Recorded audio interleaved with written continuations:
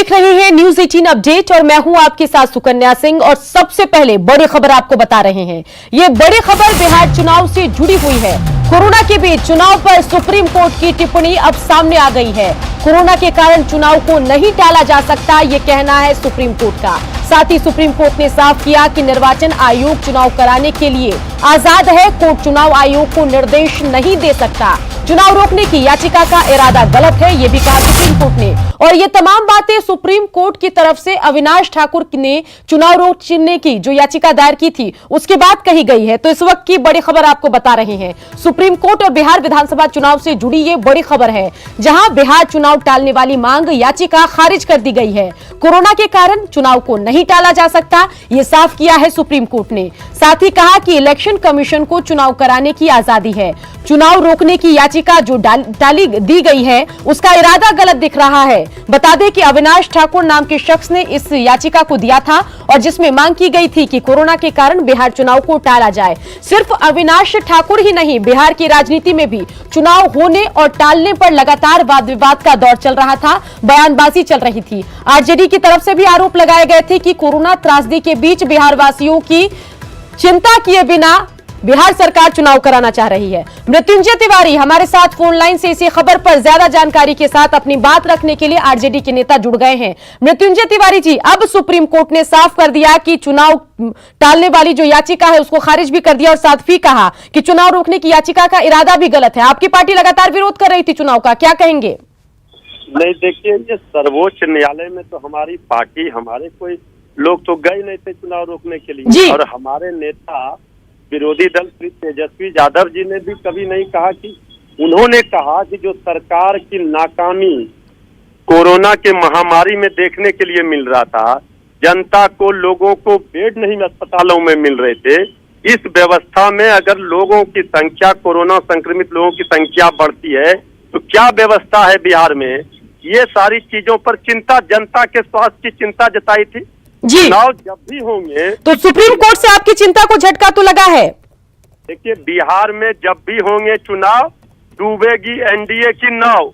ये चलिए, आप कह रहे हैं एनडीए की नाव डूबेगी, लेकिन राजीव रंजन जेडीयू नेता हमारे साथ जुड़ गए हैं। राजीव जी, आपको क्या कुछ लग रहा है? सुप्रीम कोर्ट ने अब साफ कर दिया कि सुप्रीम कोर्ट जो है निर्देश नहीं दे सकती चुनाव आयोग को चुनाव टालने के लिए, क्या कहेंगे आप? देखिए, दोनों ही बातें सुप्रीम कोर्ट ने कही है। कोविड के आधार पर चुनाव नहीं टाले जा सकते हैं और सुप्रीम कोर्ट निर्वाचन आयोग के कार्य में हस्तक्षेप करने से मना किया है।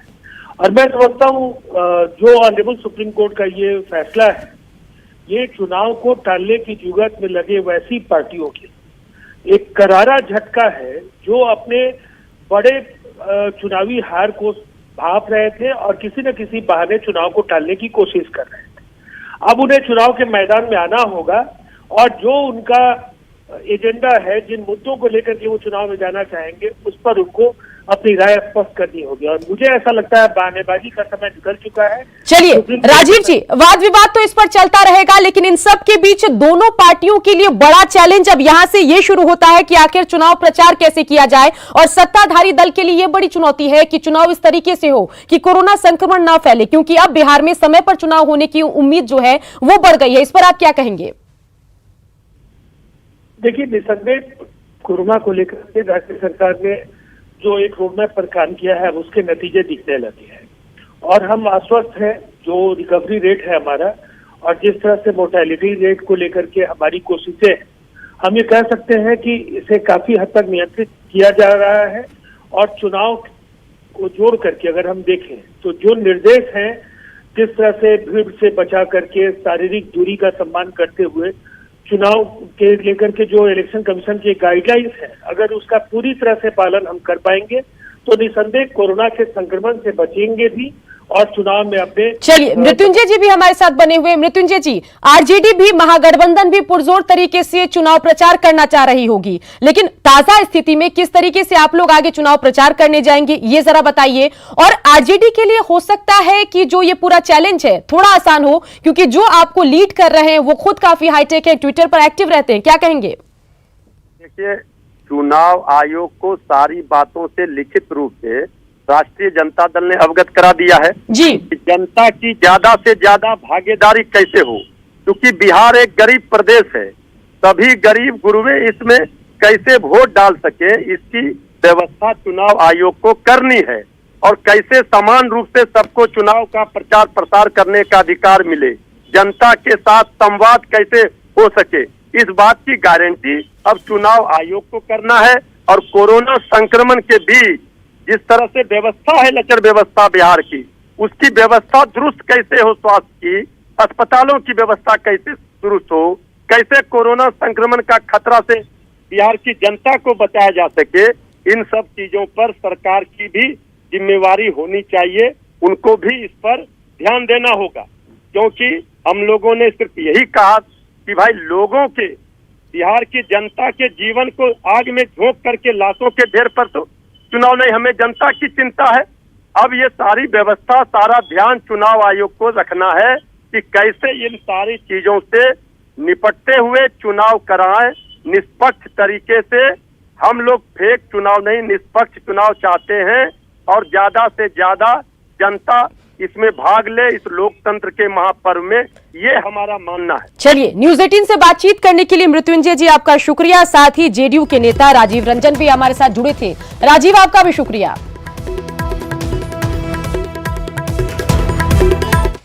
लालू प्रसाद की जमानत याचिका पर हाईकोर्ट में सुनवाई 11 सितंबर तक के लिए टाल दी गई है। चाईबासा ट्रेजरी से जुड़े मामले में जमानत के लिए याचिका दाखिल की गई थी।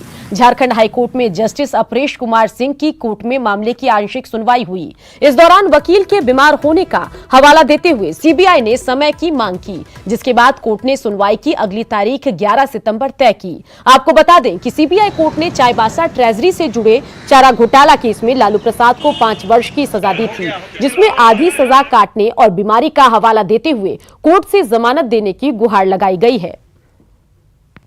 11 सितंबर को डेट रहेगा फाइनल सुनवाने के लिए। हम लोग को ग्राउंड में हम लोग का तो अभी बहस ही नहीं हुआ, उस टाइम समय ले लिए इसलिए बहस नहीं हुई कि इसमें आधा सेंटेंस को कंप्लीट कर चुके हैं, इसलिए अदर एपेलेंट्स को जैसे बेल ग्रांट किया गया था, हमें भी बेल ग्रांट किया गया। ये कहाँ का मामला है? ये चाईबासा कोषागार से मामला। हाँ, एक और केस है तो उसमें 7 साल की सजा है, तो उसका अक्टूबर में आधा सेंटेंस होगा, तो नवंबर में हम लोग। बिहार के मशरक विधायक अशोक सिंह की हत्या के मामले में पूर्व सांसद प्रभुनाथ सिंह को झारखंड हाईकोर्ट से झटका लगा। हाईकोर्ट ने पूर्व सांसद प्रभुनाथ सिंह और उनके भाई दीनानाथ सिंह की सजा बरकरार रखी है। हालांकि इस मामले में तीसरे आरोपी रितेश सिंह को कोर्ट ने बरी कर दिया है। आपको बता दें कि घटना 1995 की है, जहां मशरक विधायक अशोक सिंह की हत्या कर दी गई थी। पटना हाईकोर्ट के आदेश पर इस केस को पटना से हजारीबाग ट्रांसफर किया गया था। हत्या के आरोप में प्रभुनाथ सिंह की हजारीबाग कोर्ट ने 18 मई 2017 को उम्र कैद की सजा सुनाई थी, जिसे प्रभुनाथ सिंह की ओर से हाईकोर्ट में चुनौती दी गई थी। जजमेंट आज आया है। प्रभुनाथ सिंह और दीनानाथ सिंह, रितेश सिंह, 3 लोगों की अपील फाइल की गई थी हाईकोर्ट में। 2 लोगों का सजा बरकरार रखा गया है। प्रभुनाथ सिंह और दीनानाथ सिंह के भाई का सजा बरकरार रखा गया है। कॉन्स्पिरेसी के पार्ट को देखते हुए कहा गया है कि इन लोगों ने कॉन्स्पायर किया है, इस ऑफेंस में इन्वॉल्व होने का साक्ष्य आया है, जिस कारण से इन लोगों का कन्विक्शन को कंफर्म किया है और एक्यूज रितेश सिंह का एक्विटल किया गया है, उनका अपील को अलाउ किया गया है। अब बात करेंगे बोल रहा बिहार, झूठा तेरा प्यार।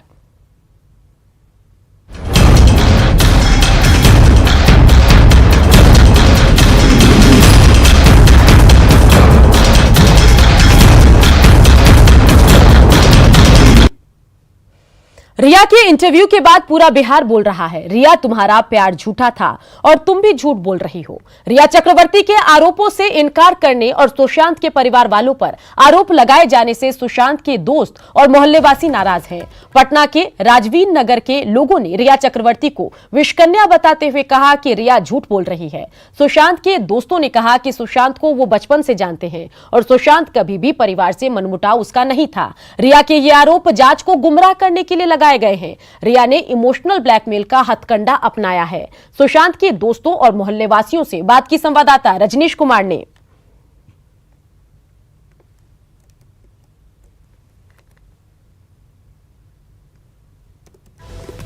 तो हमारे संवाददाता ने जो बातचीत की वो हम आपको सुनाएंगे, लेकिन इन सब के बीच रिया चक्रवर्ती की इंटरव्यू के बाद लगातार चर्चाओं का दौर चल रहा है। रिया ने पहली बार अपना पक्ष रखा है, इस पूरे मामले पर अपनी तरफ की स्टोरी सुना दी है, लेकिन अब फैसला जो है वो आएगा कि आखिर इस पूरे मामले पर होगा क्या। लेकिन इन सब के बीच जो इलाका जहां सुशांत का परिवार रहता था, सुशांत पले बड़े थे, वहां के लोगों में नाराजगी है रिया चक्रवर्ती को लेकर।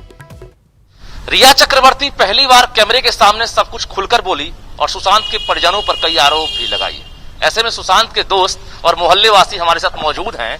इस वक्त राजीव नगर में हम हैं और यहाँ पर देख सकते हैं सुशांत की तस्वीर हाथों में है और जो मोहल्ले के लोग हैं, सुशांत के दोस्त हैं, वो क्या कहते हैं पूरी बातचीत को लेकर। कल जिस तरह से रिया ने खुलकर सब कुछ कहा, कई आरोप भी लगाए हैं कि सुशांत के परिवार वालों से उनकी नहीं बनती थी, क्या कहते हैं? देखिए, जो भी आरोप ये रिया चक्रवर्ती लगाई है सारे बेबुनियाद हैं, इसमें कहीं कोई सच्चाई नहीं है। आखिर जब 70 दिन हो गया अब जाके उसका मुंह खुल रहा है, पहले भी तो बता सकती थी। अब जब रिया चक्रवर्ती बुरी तरह फंस गई है तब जाके ये एक विशेष एक चैनल पर आके, और सुनिए वो जो चैनल भी जो था वो एक लाइव क्यों नहीं किया, वो सारा कट पेस्ट जो न्यूज है, सारा कुछ मतलब बनाया सारा न्यूज है, उसको मतलब बचाने के लिए लोग जो बिकाऊ जो मीडिया है, बचाने के लिए उसको इस तरह से ये लोग प्रायोजित कार्यक्रम कर रहे हैं। और हम लोग जो है हम लोग उनको शुरू से जान रहे हैं, कहीं से कोई इस तरह की बात नहीं थी। रिया चक्रवर्ती का जो कल इंटरव्यू हुआ उसमें वो असफल हो गई है। उसका जो चेहरा था, चेहरे का जो माने रुख था, वो बता नहीं रहा था कि माने रिया बहुत दुखी है। अगर अपने बिलवड के मरने से, खो जाने से, अगर वो तो उसका चेहरा नहीं दिखाई दे रहा था, सारी बनावटी चेहरा लेकर के, और हमको तो पत्रकार बंधु पर भी जो भी पत्रकार इंटरव्यू ले रहे थे वो भी कुछ गोल मोल बातें नहीं कर रहे थे। उनको बहुत सीधा सीधा बात करना चाहिए था। गोल मोल बात करने से क्या होता है, सीधा कहते हैं कि आपके ऊपर ये आरोप है, इस पर क्या जवाब देना है। सब ये केस तो हो गए, उन पे सारे इंजाम जा रहे हैं, तो अभी वो अपने आप को इनोसेंट साबित करने के लिए वो चैनल पे आके ये दिखाना चाह रही है कि इसमें मेरी कोई गलती नहीं थी, और वो जितना भी ब्लेम हो सके दूसरों के ऊपर डालना चाह रही है, उनके परिवार के ऊपर, जो बहुत गलत है। परिवार के ऊपर तो आप बिल्कुल नहीं डाल सकते ब्लेम, जबकि उनके फादर ने खुद बोला कि रिया चक्रवर्ती खुद ही सुशांत को उनसे दूर रखना चाहती थी। और फिर अभी ड्रग्स का ये आया है सामने के लिए, तो ये सब क्या है? जब तक आप फुल्ली पब्लिक के सामने सीबीआई आपको इनोसेंट साबित ना कर दे, आपके पास कोई हक नहीं है। सुशांत का मौत का मजाक बनाया जा रहा है, इसलिए मैंने सॉरी बाबू बोला। उस लड़की को यह एक दिन के बाद ही कैसे पता चला कि 2 महीने बाद इसका मजाक बनाया जाएगा? सब साफ तौर पर कह रहे हैं कि रिया चक्रवर्ती झूठ बोल रही है, ये इमोशनल ब्लैकमेल है। सुशांत ऐसा नहीं था, सुशांत को लोग बचपन से देख रहे हैं और जितने भी आरोप रिया चक्रवर्ती पर लगे हैं वो आरोप सही है, ना कि परिजनों पर रिया जो आरोप लगा रही है वो आरोप सही है। कैमरामैन मनीष जुनेजा के साथ रजनीश कुमार, न्यूज 18 पटना। सुशांत के चचेरे भाई नीरज कुमार बबलू ने भी रिया के आरोपों पर सवाल खड़े किए। वहीं एक विशेष चैनल पर रिया के दिए इंटरव्यू को प्लांटेड बताया। संवाददाता साकेत ने नीरज कुमार बबलू से बात की। हमारे साथ नीरज बबलू जी हैं। नीरज जी, जो आरोप उन्होंने लगाया है, रिया चक्रवर्ती ने जिस तरह से परिवार को कटघरे में खड़ा किया है, क्या मानते हैं ये क्या था? ये पूरा जो षड्यंत्र चल रहा था क्या था? देखिए, जिस तरह का इंटरव्यू आया है हम समझते हैं कि वो इंटरव्यू नहीं है, एक प्री प्लान मैसेज जनता के बीच पहुंचाने का प्रयास किया गया है। और जो क्वेश्चन कर रहे हैं आंसर भी उन्होंने तैयार करके दिया है, वो क्वेश्चन आंसर दोनों उन्हीं का है। और रिया जिस तरह से आरोप लगा रही है कुछ भी चीजों का, वो कह रही है कि मैं सुशांत से प्यार करता था, मुझे सुशांत छोटा सुशांत चाहिए था। जो प्यार करेगा वो डेथ के 2 महीने भी नहीं होगा और मुस्कुरा करके इंटरव्यू करेगी। हम लोगों के चेहरे पे हंसी नहीं आ रही है और मुस्कुरा के इंटरव्यू कर रही है। सबसे गंभीर आरोप तो वही लग रहा है और उनके चेहरे से ये पता चलता है कि ये इसको किसी भी तरह का दुख नहीं है। ये प्री प्लान अपने काम में थी और उसमें सक्सेस हो गई है। और जो इनके पीछे लोग लगे हुए हैं वो तमाम लोग अब इन्हें बचाने की कोशिश कर रहे हैं, चाहे कि वो मीडिया के माध्यम से, क्योंकि मीडिया ने जिस तरह से चीजों को बाहर लाया और सारे आरोपों को धीरे धीरे निकालने का काम किया, अब वो मीडिया के माध्यम से ही कुछ लोग मीडिया में वैसे बैठे हुए मीडिया को बदनाम करने के लिए उसी की कमाई खाते हैं। तो लोग इस तरह से प्लान किए हैं कि इसको मीडिया के माध्यम से ही बचाया जाए। और मुझे नहीं लगता कि मीडिया के माध्यम से वो बच पाएगी। जिस तरह के उनके कारनामे सामने आ रहे हैं, जो कुकृत उन्होंने कर रखा है, तो इससे उनका बचना मुश्किल है। परिवार पर उन्होंने एक आरोप लगाया है कि परिवार से उनके संबंध अच्छे नहीं थे, पिता के साथ भी उनके संबंध अच्छे नहीं थे। ये जो आरोप है इसको कैसे देख रहे हैं आप लोग? देखिए, सबसे बड़ी बात है कि जब कोई लगातार लोग कह रहे हैं कि वो बिस्कन्या है और बिस्कन्या किसी के पीछे पड़ जाए और उसके जाल में कोई आदमी फंस जाए तो स्वाभाविक है कि उसको परिवार से कहीं न कहीं दूरी बना ही देगा। और सबसे बड़ी बात है कि परिवार से उतना दूरी नहीं था जितना लोग बताने का प्रयास कर रहे हैं, और ये लगातार प्रयास करती थी कि हम परिवार से इसको दूर रखें। उसका उदाहरण हमारे पास भी है।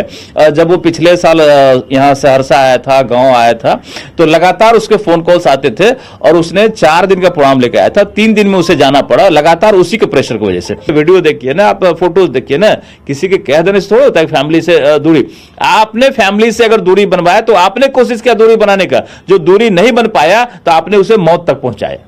एक सवाल उसने ये भी उठाया है कि जो सुशांत सिंह राजपूत की माताजी का जब देहांत हुआ था, उसकी वजह उन्होंने पिता के साथ उनके संबंध सही नहीं थे, इस वजह से हुआ, ऐसा था क्या?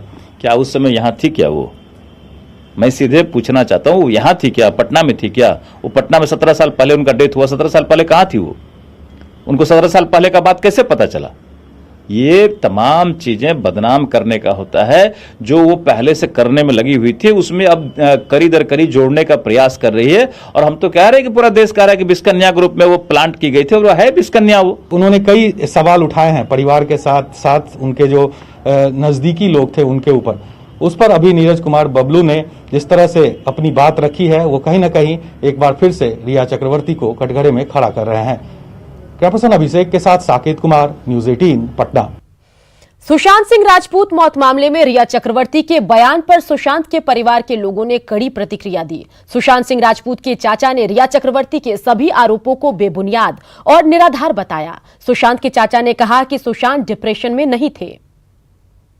रिया चक्रवर्ती यदि इस तरह का आरोप लगा रही है तो हम लोगों को तो लगता है कि रिया चक्रवर्ती खुद अपने डिप्रेशन में है। सुशांत यदि डिप्रेशन में रहता तो पर साल तो यो पटना आया, पटना से सहरसा आया, सहरसा से अपना मातृ गांव मल्लिहार ही गया था। क्या हरफर मौला का हंसता खेलता लड़का, उसको देखकर तो कोई डिप्रेशन वाली बात तो नहीं समझ सकता था।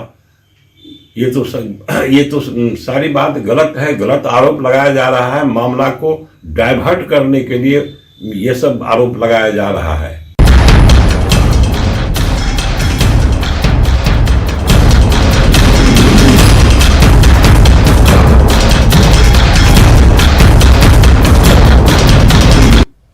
जनधन योजना को लॉन्च हुए आज 6 साल पूरे हो गए। इस मौके पर पीएम मोदी ने ट्वीट किया। पीएम ने अपने ट्वीट में लिखा है, आज से 6 साल पहले प्रधानमंत्री जनधन योजना लॉन्च की गई थी और योजना का उद्देश्य था कि जो लोग बैंकिंग से नहीं जुड़े हैं उन्हें जोड़ा जाए। ये मकसद 6 साल बाद एक गेम चेंजर साबित हो रहा है। करोड़ों लोगों को इस योजना का लाभ मिल रहा है। नेता प्रतिपक्ष तेजस्वी होम आइसोलेशन में चले गए हैं। उनके जाने से चुनावी अभियान पर फिलहाल ब्रेक लग गया है। दरअसल तेजस्वी के पीए संजय यादव कोरोना पॉजिटिव पाए गए हैं, जिसके बाद तेजस्वी ने खुद को आइसोलेट कर दिया। कल कांग्रेस के साथ आयोजित होने वाली बैठक भी तेजस्वी ने रद्द कर दी थी। फिलहाल तेजस्वी आवास के बाहर सन्नाटा है, क्योंकि तेजस्वी ने सुरक्षा कर्मियों को निर्देश दे दिया है कि फिलहाल वो किसी से मुलाकात नहीं करेंगे। नेता प्रतिपक्ष तेजस्वी यादव के पर्सनल पीए संजय यादव कोरोना पॉजिटिव पाए गए हैं, जिसके बाद तेजस्वी ने खुद को आइसोलेट कर लिया और इस वक्त उनके घर के बाहर हम मौजूद हैं, जहां पर आम दिन की बात करें तो कार्यकर्ताओं की भीड़ रहती थी, लेकिन आज फिलहाल देख सकते हैं खाली खाली सा है। और एक तरह से कहें उनके चुनावी अभियान पर जहां ब्रेक सा लग गया है, वहीं जो बैठकों का दौर है वो भी थम सा गया है। फिलहाल माना यह जा रहा है कि 11 से 12 दिन होम आइसोलेशन में रहेंगे तेजस्वी यादव। और 21 अगस्त को ये दिल्ली गए थे, जहां पर इनके साथ जो इनके पर्सनल पीए संजय यादव हैं वो भी साथ में गए थे और वहीं पर जांच कराने के बाद कोरोना पॉजिटिव पाए गए, जिसके बाद तेजस्वी यादव खुद तो पटना पहुंच गए, लेकिन इनके पर्सनल पीए इनके साथ नहीं आए और उसके बाद इन्होंने खुद को आइसोलेट कर लिया है। और देख सकते हैं इस वक्त कि कल जो कांग्रेस की होने वाली बैठक थी साथ में, वो बैठक भी फिलहाल रद्द कर दिया गया था और उसके बाद जो भी कार्यकर्ता कल यहाँ आए थे उनसे मुलाकात नहीं हो सकी। माना यह जा रहा है कि तेजस्वी यादव खुद भी अपना सैंपल देंगे ताकि जो शक है वो शक दूर हो सके। और लगातार जो कार्यकर्ता है उनसे जो यहाँ पर सिक्योरिटी वाले हैं ये कल से ही अपील कर रहे हैं कि आप मुलाकात अभी फिलहाल नहीं करें, क्योंकि तेजस्वी यादव जो है आइसोलेट हो गए हैं। तो निश्चित रूप से चुनाव का वक्त है और चुनावी मौसम के दौरान जो बैठकों का दौर चल रहा था, जो लगातार रणनीति बनाई जा रही थी, उस पर फिलहाल ब्रेक लग गया है, क्योंकि तेजस्वी अपने आप को आइसोलेट कर लिए हैं। कैमरामैन मनीष जुनेजा के साथ रजनीश कुमार, न्यूज 18 पटना। बिहार प्राथमिक शिक्षा निदेशालय ने बड़ी उपलब्धि हासिल की है। बिहार प्राथमिक शिक्षा निदेशालय को ISO 9001-2015 सर्टिफिकेट मिला है। वहीं BTBC को भी ISO 9001-2015 सर्टिफिकेट मिला है। ये बिहार का पहला निदेशालय है जिसको ये सम्मान मिला। शिक्षा मंत्री और शिक्षा विभाग के प्रधान सचिव ने इसे बड़ी उपलब्धि माना है।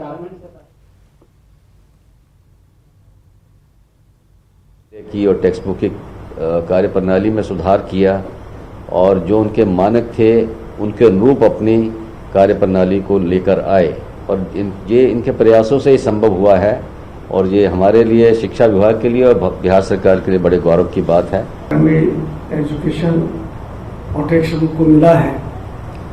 रंजीत जी जब इस विभाग में आए थे तो उसी समय हमको महसूस हुआ था कुछ ही दिनों के बाद कि ये आदमी बहुत मेरिट वाले हैं और कुछ न कुछ कमाल दिखाते रहेंगे।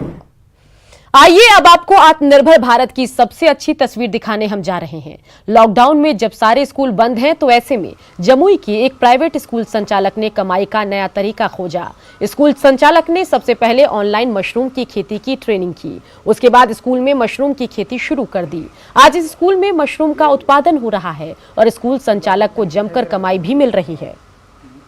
कोरोना काल में लॉकडाउन के कारण जब स्कूल में पढ़ाई बंद हुआ तो स्कूल के कमरों का उपयोग मशरूम के खेत के रूप में किया गया।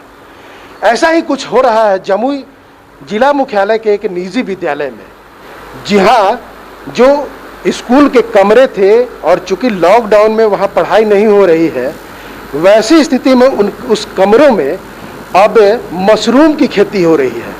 कहने का मतलब कि वहां पर बड़े पैमाने पर अब मशरूम का उत्पादन किया जा रहा है और उससे कमाई की जा रही है ताकि जो कोरोना में हुए नुकसान है उसकी भरपाई हो सके।